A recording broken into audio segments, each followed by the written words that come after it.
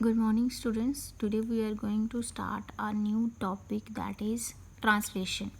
तो हमने central dogma एक प्रोसेस जो कॉन्सेप्ट पढ़ा है उसमें पढ़ा है कि डीएनए से जब आपका डीएनए बनता है that is by replication, DNA से आपका आरएनए बनता है by the process of transcription and mRNA से आपका आगे जो प्रोटीन बनेंगे उस प्रोसेस को हम बोलते हैं ट्रांसलेशन। तो आज हम वो प्रोसेस पढ़ेंगे जिसके थ्रू आपके क्या बनते हैं, प्रोटीन्स बनते हैं। तो mechanism by which triplet base sequences of an mRNA guides the linking of a specific sequence of amino acids to form a polypeptide on ribosomes. तो ऐसा मैकेनिज्म जिसमें क्या होता है, एमआरएनए जो आपका है उस पर जो ट्रिपलेट बेस सीक्वेंसेस हैं। ट्रिपलेट क्यों? क्योंकि हमारा जो जेनेटिक कोडॉन है that is triplet 3 nitrogenous bases से बना होता है। तो वो गाइड करता है कि जो स्पेसिफिक अमाइनो एसिड्स हैं वो कोई पर्टिकुलर जो प्रोटीन या पॉलीपेप्टाइड बनेगा उसमें कैसे ज्वाइन होंगे। तो ऑन राइबोसोम्स क्यों लिखा है यहाँ पे? क्योंकि जो आपके प्रोटीन्स हैं वो कहाँ पे बनते हैं, राइबोसोम्स पे बनते हैं। तो ऑर्डर या सीक्वेंस जो अमाइनो एसिड का है किसी प्रोटीन में या पेप्टाइड में क्या होगा, कैसे वो एक दूसरे के साथ ज्वाइन होंगे, किस सीक्वेंस में, वो कौन डिटरमाइन करता है? By the sequence of basis in mRNA. MRNA में आपके नाइट्रोजनस बेसिस का क्या सीक्वेंस है, उस बेसिस पे अमाइनो एसिड का सीक्वेंस जो है वो डिटरमाइन किया जाता है। So need of protein synthesis, हमें प्रोटीन सिंथेसिस की ज़रूरत क्यों पड़ी? एमआरएनए ही वहाँ तक ही प्रोसेस क्यों ख़त्म नहीं हो गया, हमें प्रोटीन की सिंथेसिस की ज़रूरत क्यों पड़ी? तो फॉर एग्ज़ाम्पल देखो, आपके पास कोई इंसान आता है, कोई बंदा आता है जिसको आती है रशियन लैंग्वेज, आपको नहीं आती रशियन लैंग्वेज, तो आप क्या करते हो, एक ऐसा पर्सन ढूंढते हो जिसको आपकी लैंग्वेज भी आती हो और रशियन लैंग्वेज भी आती हो। तो वो क्या करेगा, उस बंदे की लैंग्वेज सुनेगा, उसको ट्रांसलेट करेगा ऐसी लैंग्वेज में जिसे आप इजीली अंडरस्टैंड कर सकते हो। तो उस बंदे को हम क्या बोलते हैं, ट्रांसलेटर। सेम केस होता है हमारे सेल्स में। क्या होता है कि we do not understand the language of nucleic acid in case of expression. तो जो न्यूक्लिक एसिड की जो लैंग्वेज है वो हम लोग नहीं समझ पाते हैं। होता क्या है, जैसे आपका डबल स्ट्रैंडेड डीएनए क्या बनाता है, सिंगल स्ट्रैंडेड एमआरएनए बनाता है। तो एमआरएनए आपका आगे बनाता है प्रोटीन्स। तो ये जो प्रोटीन्स होते हैं ये एक्सप्रेस करते हैं इन डिफरेंट फॉर्म, जैसे एंजाइम्स की फॉर्म में एक्ट करेंगे, डिफरेंट प्रोडक्ट्स की फॉर्म में ये क्या करते हैं, अपना एक्सप्रेशन जो है वो क्या करते हैं, शो करते हैं। उस एक्सप्रेशन को हम क्या कर सकते हैं, अंडरस्टैंड। वो वाला जो एक्सप्रेशन है वो हमारी बॉडी क्या करती है, अंडरस्टैंड। हमारी बॉडी न्यूक्लिक एसिड की लैंग्वेज नहीं समझती, किसकी लैंग्वेज समझती है, वो ऊपर समझती है protein. That's why the process of translation occurs because it converts complex language of nucleic acid की जो complex language है उसको easily understandable language में convert करती है, जिसको हमारी body जो है वो क्या करती है, understand करती है। इसलिए इस process को translation बोलते हैं, क्योंकि ऐसी लैंग्वेज जो हमें समझ नहीं आती उसको easily recognisable, easily understandable language में कन्वर्ट किया जा रहा है बाय प्रोटीन सिंथेसिस। तो इस प्रोसेस को हम क्या बोलते हैं, ट्रांसलेशन बोलते हैं। तो हमने पढ़ा कि प्रोटीन सिंथेसिस की ज़रूरत क्यों पड़ी, क्यों ट्रांसलेशन का प्रोसेस होता है। तो अब हम पढ़ेंगे mechanism of the translation. Translation का क्या मैकेनिज़्म है, किस तरह ये होता है। तो सबसे पहले हमें पता होना चाहिए कि कौन कौन सी चीज़ों की ज़रूरत पड़ेगी। सबसे पहले तो अमाइनो एसिड की ज़रूरत पड़ेगी एज रॉ मटेरियल, क्योंकि प्रोटीन्स जो हैं वो बनते किससे हैं, अमाइनो एसिड से। तो ये अमाइनो एसिड्स जो होते हैं वो साइटोप्लाज्म में प्रेजेंट होते हैं as amino acid pool. Then हमें ज़रूरत पड़ेगी mRNA की जिसको हम डीकोड करके अमाइनो एसिड का एक चेन बनाएंगे, क्योंकि जो सीक्वेंस है अमाइनो एसिड का किसी भी प्रोटीन या पेप्टाइड में डिपेंड करता है sequence of nitrogenous bases in mRNA। Then हमें ज़रूरत पड़ेगी tRNA, क्योंकि tRNA as an adapter molecule act करता है।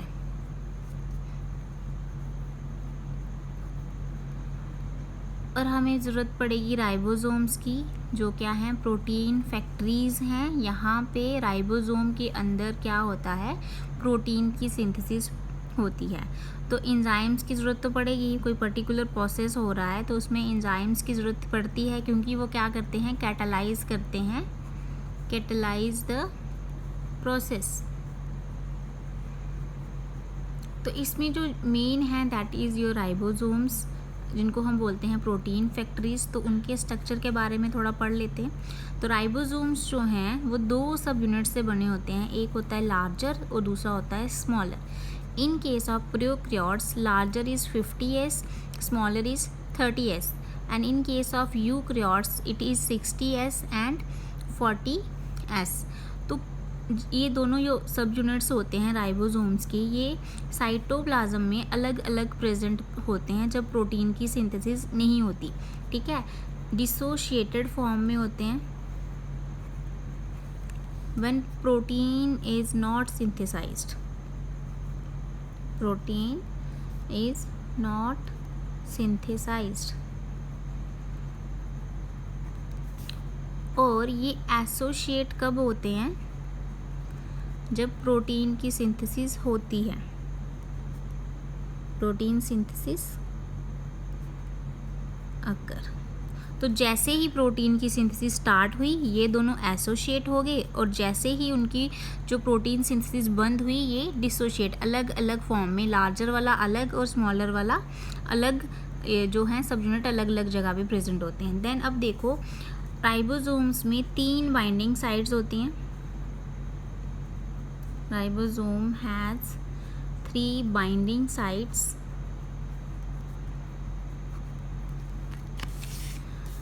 One binding site जो है that is for mRNA। एक जो साइट है वो किसके लिए है, mRNA, जहाँ पे mRNA बाइंड होता है। और आगे 3 बाइंडिंग साइट्स जो हैं, टोटल 4 होगी, सॉरी, ठीक है। एक जो है वो mRNA के लिए, 3 जो हैं वो हैं tRNA के लिए। तो tRNA वाली जो 3 हैं, एक को हम बोलते हैं P site, that is peptidyl tRNA site. तो यहाँ पे क्या होता है, ये ऐसे tRNA को होल्ड करके रखती है जो अमाइनो एसिड को कैरी करके ला रहा है। tRNA कैरिंग अमाइनो एसिड जो आपकी ग्रोइंग पेप्टाइड चेन में एडअप होते जाते हैं। एक साइड इसकी होती है ए साइट, जिसे हम बोलते हैं अमाइनो असाइल tRNA साइट। तो इसे क्या बोलते हैं, इसे एग्जिट साइट, सॉरी, इसे हम एंट्री साइट भी बोलते हैं, क्योंकि यहाँ पे आपका जो नेक्स्ट वाला tRNA है वो आएगा। यहाँ से आपका tRNA अमाइनो एसिड लेके राइबोसोम में एंटर करता है। तो जब आप इसका पूरा प्रोसेस पढ़ोगे तब आपको पता चल जाएगा कि इनकी फंक्शनिंग कैसे होती है। और लास्ट वाली इनकी साइट होती है E site. E site is exit site. Exit site में क्या होता है, tRNA जिससे अमाइनो एसिड अलग हो गया है उसको डिस्चार्ज किया जाता है फ्रॉम द राइबोसोम। राइबोसोम से क्या है, उसका काम खत्म है तो उसको क्या निकाल देते हैं एग्जिट साइड से, उसको बाहर कर देते हैं, ठीक है। तो अब देखो फंक्शन, टोटल फंक्शन क्या हो गया राइबोसोम का, अगर कंक्लूड करेंगे क्या फंक्शन है, तो इट होल्ड्स इन पोजीशन,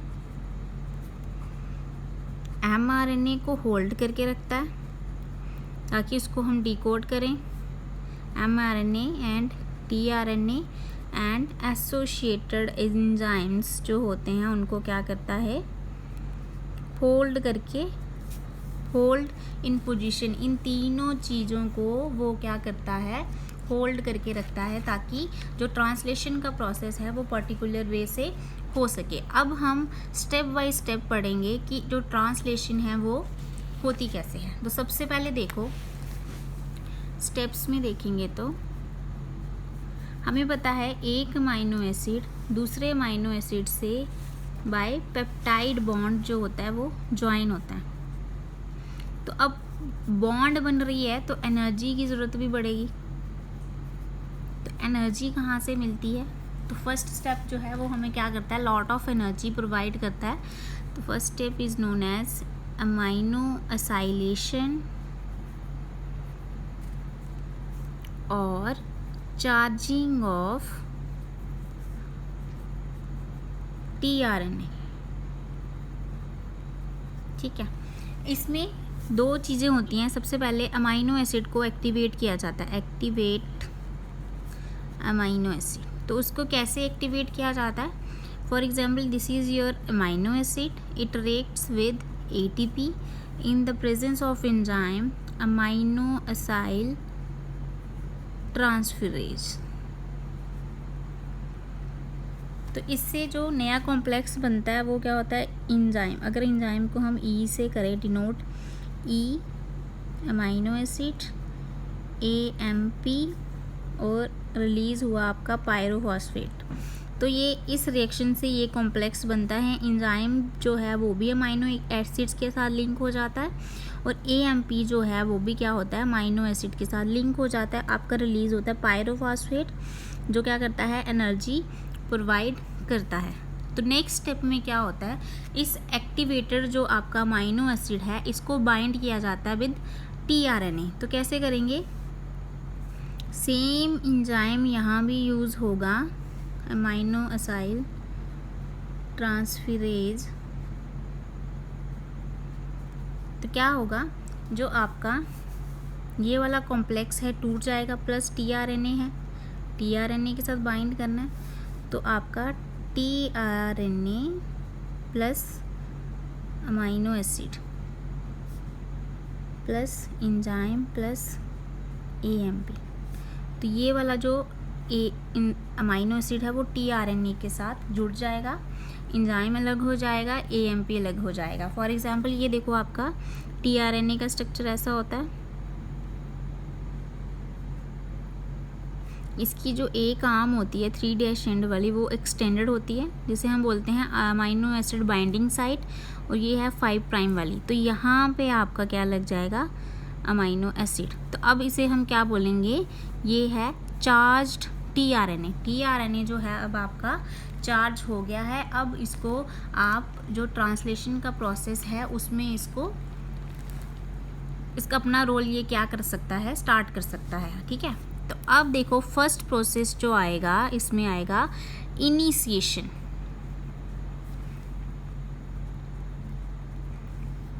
ठीक है, तो इनिशिएशन में सबसे पहले जो आपका स्मॉल राइबोसोमल यूनिट है, स्मॉल राइबोसोमल यूनिट जो हैं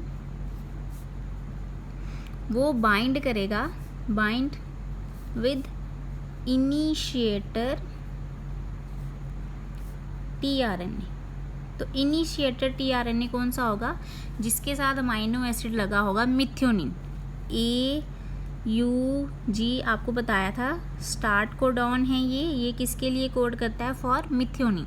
तो आपका जो इनिशिएटर tRNA है उसके पीछे कौन सा अमाइनो एसिड लगा होगा, तो ये लगा होगा मिथ्योनिन। ठीक है, तो ये क्या करता है, for example this is your mRNA।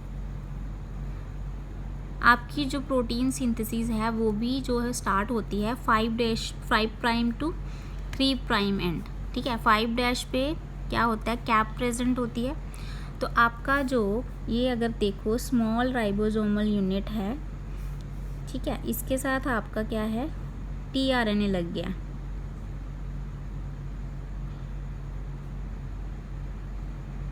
Initiator tRNA है तो इसके पीछे लगा होगा मिथ्योनिन। ठीक है, तो इसके साथ और क्या लगेंगे, कुछ जो प्रोटीन्स होते हैं जिन्हें हम बोलते हैं इनिशिएटर फैक्टर। इनिशिएटर फैक्टर्स जो होते हैं वो भी लग जाते हैं, ठीक है।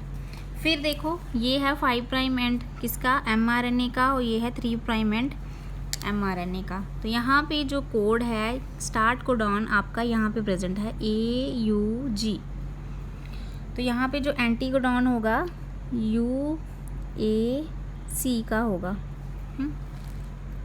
तो ये वाला जो कॉम्प्लेक्स है smaller unit of ribosome initiator tRNA यहाँ पे आएगा कैप वाले रीजन पे, यहाँ से स्टार्ट करेगा मूव करना, यहाँ से मूव करता करता कहाँ पहुँचेगा, स्टार्ट कोडॉन पे।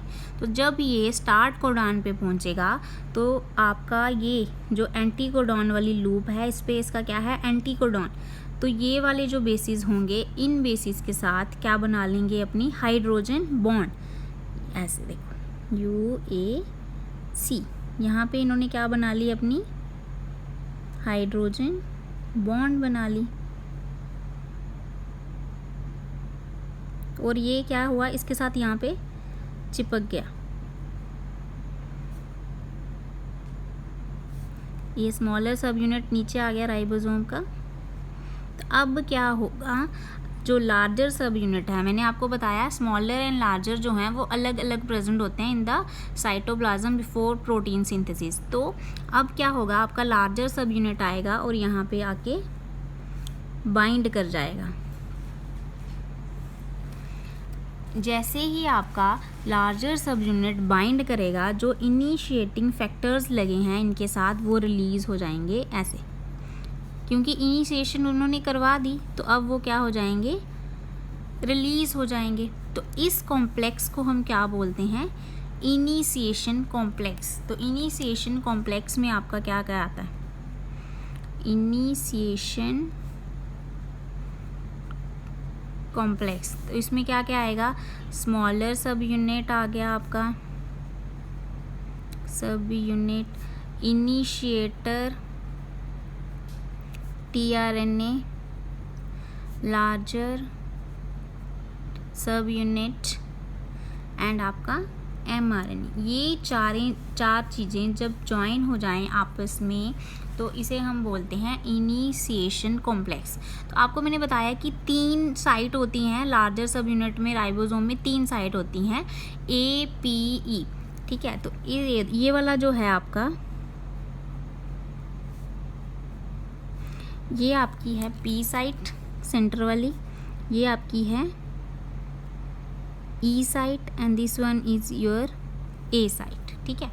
तो आपका जो फर्स्ट वाला है इनिशिएटर tRNA है वो सीधे आके पोजीशन कहाँ पे होता है, P साइट पे। सब यूनिट जब वो लगेगा उस पर लार्जर सब यूनिट, तो उसकी पोजीशन कहाँ पे आती है, P साइड पे। अब देखो इनिशिएशन तो हो गई, अब क्या होगा, next step is your elongation of the chain. Chain की क्या होगी, elongation of polypeptide chain.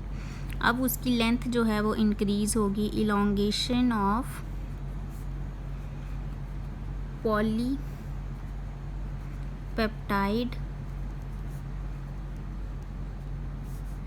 Chain. इसमें क्या होता है, आपके जो हैं अमाइनो एसिड आते हैं 1 बाई वन एंड जो आपका फर्स्ट वाला अमाइनो एसिड है उसके साथ ज्वाइन हो जाते हैं बाय पेप्टाइड बॉन्ड। तो इस प्रोसेस के लिए उनको एक्स्ट्रा प्रोटीन्स चाहिए होते हैं, एक्स्ट्रा प्रोटीन्स चाहिए होते हैं जिन्हें हम बोलते हैं इलोंगेशन फैक्टर्स। अब देखो ये प्रोसेस कैसे होता है, डायग्रामेटिकली अगर हम देखें तो सबसे पहले जो इसमें प्रोसेस होता है that is codon recognition. Codon recognition, codon recognition में क्या होता है, कोई भी चार्ज जो tRNA होगा वो एंटर करेगा from A site, A site से वो एंटर करेगा इनटू राइबोसोम। तो वो रीड करेगा कौन सा कोडॉन है। अगर वो कोडॉन एंटी कोडॉन जो उस पर है अगर वो उसके साथ मैच हो गया, जो mRNA पे कोडॉन है, तो वो वहाँ बाइंड हो जाएगा। अगर वो मैच नहीं हुआ, वो डिस्प्लेस होएगा, दूसरा वाला आके वहाँ पे क्या करेगा, रिकॉग्नाइज करेगा कि यहाँ पे जो है उसका उससे रिलेटेड जो कोडॉन है वो प्रेजेंट है या नहीं है। ठीक है, अब देखो आपका mRNA है 5 prime and 3 prime and AUG AUAC, यहाँ पे आपका mRNA पहले लगा हुआ है, tRNA पहले ही लगा हुआ है जो इनिशिएटर tRNA है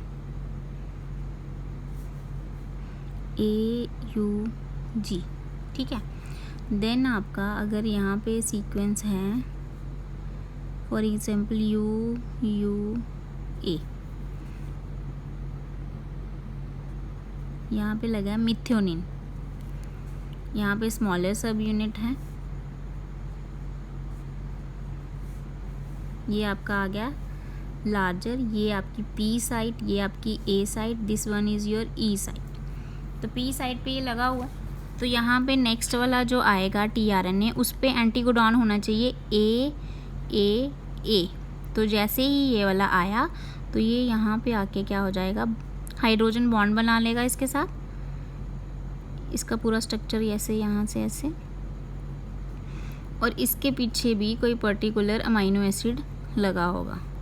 ठीक है, तो जैसे ही ये यहाँ पे आके बाइंड हो जाएगा, ये दोनों जो हैं आपस में क्या बना लेंगे, पेप्टाइड बॉन्ड बना लेंगे। इन दोनों के बीच आपस में क्या बन जाएगी, पेप्टाइड बॉन्ड। तो जैसे ही इनके बीच में पेप्टाइड बॉन्ड बनाई, अब देखो कोड रिकॉग्निशन का भी हो गया। जो सेकंड इसका स्टेप है दैट इज अमाइनो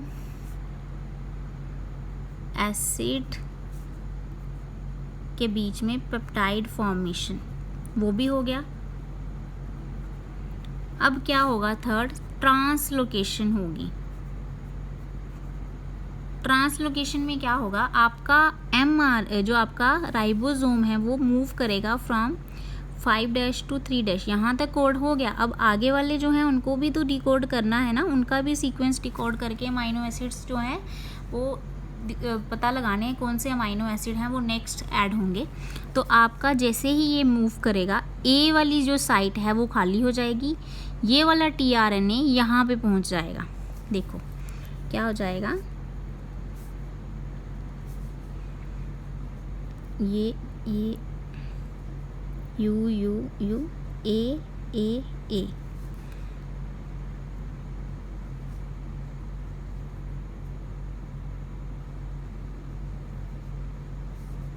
ये आपका सेकंड वाला अमाइनो एसिड, इससे पहले वाला था methionine, that was your initiation. तो यहाँ पे जो मिथ्योनिन जिसके पीछे लगा था वो वाला tRNA हो जाएगा जो खाली हो गया। अब उसके पीछे कुछ नहीं बचा ना अब, क्योंकि मिथ्योनिन तो इसके साथ पेप्टाइड बॉन्ड बना के लग गया हुआ है। तो नेक्स्ट वाला जो आ रहा है ये नेक्स्ट tRNA, फॉर एग्जांपल यहाँ पे है CUG, कुछ भी ऐसा लगा लो आप, ऐसी है। तो C का G, U का A, G का C। ठीक है, यहाँ पे भी कोई अमाइनो एसिड लगा होगा। ये आ जाएगा आपका E साइड पे, ये आ जाएगा P साइड पे, ये आपका आ जाएगा A। तो this is your larger subunit of ribosome और this is your smaller subunit. अब देखो ऐसे साइड है, जैसे ही राइबोसोम आगे शिफ्ट हुआ तो आपका जो इनिशिएटर वाला tRNA था उसने मिथ्योनिन को छोड़ दिया हुआ है, उसकी दूसरे वाले अमाइनो एसिड के साथ पेप्टाइड बॉन्ड बन गई हुई है।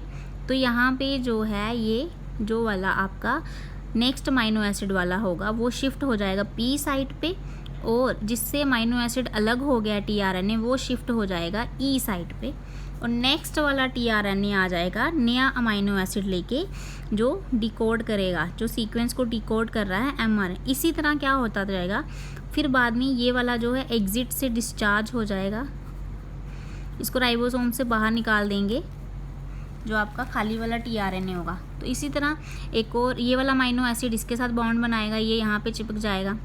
फिर क्या होगा, ये वाला अमाइनो एसिड अब इसके साथ बनाएगा बॉन्ड, तो फिर ये वाला खाली हो जाएगा, ये आगे शिफ्ट हो जाएगा, ई साइड पे और ये वाला शिफ्ट हो जाएगा पी साइड पे, तो फिर नेक्स्ट वाला आ जाएगा एक और लेके, ऐसे कर करके लॉन्ग पॉलीपेप्टाइड जो चेन है बनती जाएगी।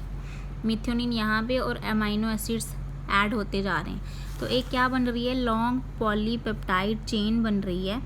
और ये तब तक बनती जाएगी जब तक आपका टर्मिनेटर कोडॉन या स्टॉप कोडॉन्स नहीं आते हैं। तो थर्ड जो स्टेप है इसमें, that is your termination. Termination कब होती है, जब आपकी mRNA पे आपका आता है स्टॉप कोडॉन। तो देखो ये बन रही थी, फॉर स्टॉप कोडॉन 3 हैं, आपको पता है, मैंने बताए थे, UAA, UAG, UGA, ठीक है, ये आपके हैं 3 स्टॉप कोडॉन। फॉर एग्जांपल देखो यहाँ पे कोई सीक्वेंस है, कुछ भी लगा लो, U A, यहाँ पे अमाइनो एसिड जो है tRNA जो है वो लगा हुआ है और उसके ऊपर पॉलीपेप्टाइड चेन बनी हुई है बड़ी सी। एग्जिट साइड पे भी एक होगा खाली वाला tRNA, कॉन्टीन्यूस प्रोसेस है ये, होता रहता है, ठीक है, ये है। और यहाँ पे आपका आ गया terminator codon, for example UAG, ये कहाँ पे आया, A साइड पे, ये P साइड पे है और ये E साइड पे। दिस इज़ योर लार्जर सब यूनिट, पॉलीपेप्टाइड चेन लार्जर सब यूनिट के अंदर आती है पूरी की पूरी। अब आ गया ये वाला, तो अब हमें पता है कि इस कोडॉन से रिलेटेड कोई भी tRNA नहीं है जिसपे इसका एंटी कोडॉन होगा, तो ये क्या स्टॉप करेगा उसकी सिंथेसिस ऑफ प्रोटीन। तो इस जगह पे आपके लगेंगे प्रोटीन जिनको हम बोलते हैं रिलीज फैक्टर। इसके ऊपर जो आपका स्टॉप कोडॉन है इसके ऊपर लग जाएगा रिलीज़ फैक्टर। जैसे ही ये रिलीज़ फैक्टर यहाँ पे लगा, आपकी पॉलीपेप्टाइड चेन यहाँ से डिटैच हो जाएगी और रिलीज़ हो जाएगी from the larger subunit of the ribosome.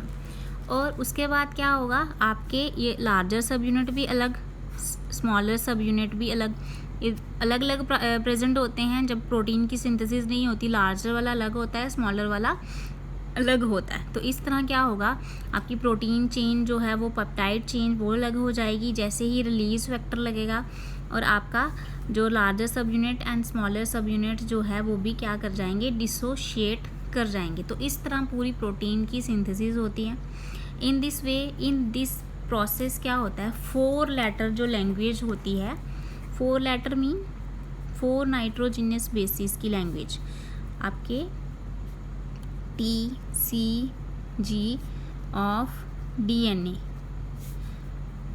को हम क्या करते हैं, ट्रांसक्राइब करते हैं इनटू 4 लेटर लैंग्वेज।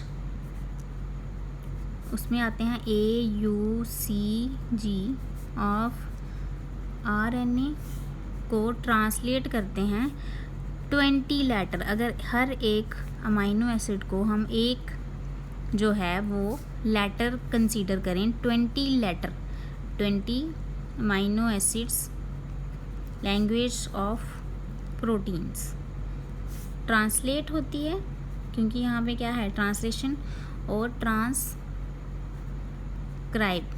तो ये पूरा क्या है आपका सेंट्रल डोग्मा। इस तरह क्या करते हैं, 4 letter language of DNA is changed into 4 letter language of RNA, then it is changed into 20 letter language of proteins, जो क्या करते हैं आगे एक्सप्रेस करते हैं, जिसको हमारी बॉडी जो है वो अंडरस्टैंड करती है। तो एक बार हम पूरे जो प्रोसेस को कंक्लूड करके अगर देखें तो सबसे पहले क्या होगा, अमाइनो एसाइलेशन ऑफ tRNA होगी। अमाइनो एसाइलेशन मीन आपका जो है अमाइनो एसिड पहले AMP एन एंजाइम के साथ कॉम्प्लेक्स बनाएगा, देन tRNA के साथ जब उसकी रिएक्शन होगी तो अमाइनो एसिड बाइंड कर जाएगा at 3' end of tRNA। 3' end को हम क्या बोलते हैं, अमाइनो एसिड बाइंडिंग साइट। तो उस RNA को हम tRNA को हम क्या बोलेंगे, चार्ज्ड tRNA।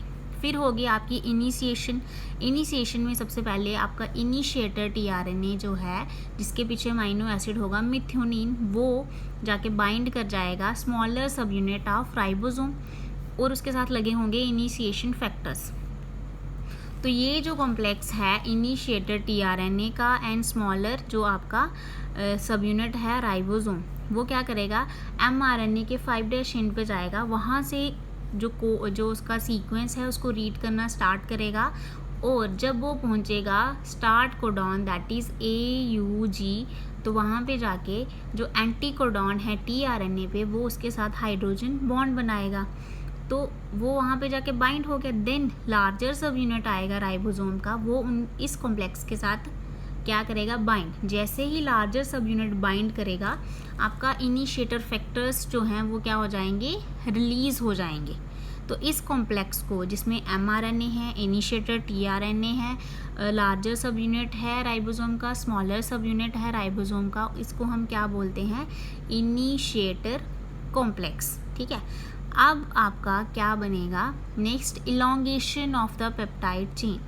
इनिशिएशन तो हो गई है, अब अमाइनो एसिड आएंगे, एक दूसरे के बाद दूसरा आएगा, तीसरा आएगा, चौथा आएगा, सब आपस में पेप्टाइड बॉन्ड बना के एक लॉन्ग चेन बनाएंगे प्रोटीन की।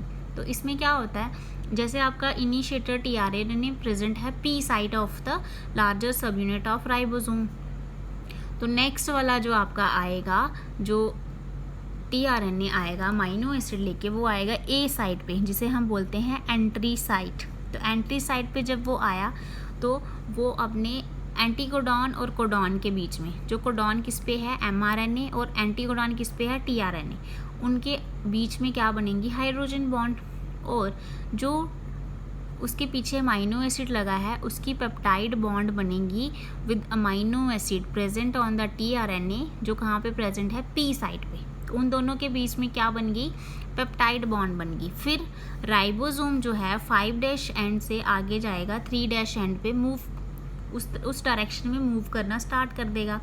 जैसे ही वो मूव करेगा तो जो टीआरएनए पी साइट पे प्रेजेंट है वो चला जाएगा ई साइट पे, और जो टीआरएनए ए साइट पे प्रेजेंट है वो आ जाएगा पी साइट पे। ठीक है, तो आपकी ए साइट फिर से एम्प्टी हो जाएगी। इस तरह नए नए टीआरएनए आते जाएंगे और अमाइनो एसिड के बीच में पेप्टाइड बॉन्ड बनती जाएगी। ये इलॉन्गेशन हो गई। उसके बाद आपका स्टेप आता है टर्मिनेशन। जैसे ही आपका स्टॉप कोडॉन या टर्मिनेटर कोडॉन आया तो उसके रिलेटेड एंटी कोडॉन वाला कोई भी टीआरएनए नहीं है, तो वहाँ पे क्या लग जाएगा, रिलीज फैक्टर। जैसे ही रिलीज फैक्टर लगेगा, जो टीआरएनए और पॉलीपेप्टाइड जो चेन बनी हुई है उनके बीच से क्या है, वो उनके बीच की जो बॉन्ड है वो ब्रेक हो जाएगी, पॉलीपेप्टाइड रिलीज हो जाएगी चेन, और आपके लार्जर एंड स्मॉलर सब यूनिट हैं जो राइबोसोम के, वो भी क्या हो जाएंगे, डिसोशिएट, अलग अलग हो जाएंगे। इस तरह क्या है, प्रोटीन की सिंथेसिस होती है। ठीक है, so student, this was all about the process of translation, जिसमें न्यूक्लिक एसिड की जो लैंग्वेज है उसको प्रोटीन में कन्वर्ट किया जाता है ताकि हम उनको ईजिली अंडरस्टैंड कर सकें। Thank you students.